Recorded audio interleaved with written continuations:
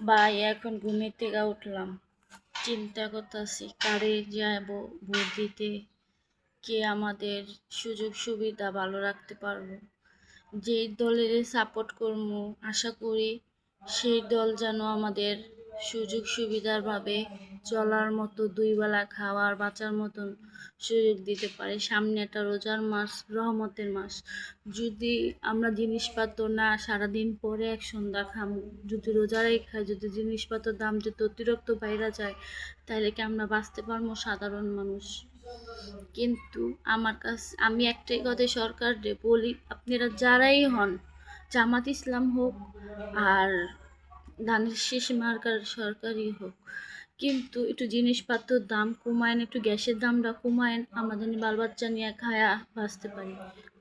গ্যাসের দাম যে পরিমাণে 2200-1900 টাকা হয়েছে, আমাদের মতন মানুষ বাঁচতেও অনেক কষ্ট হয়ে যায়।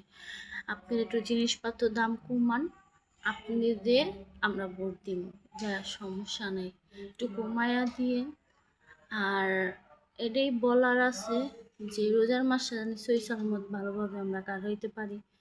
এই বছরটা যেমনই গেছে, যেন আশা করি সামনের দিনটি জানি ভালোভাবে চলতে পারি।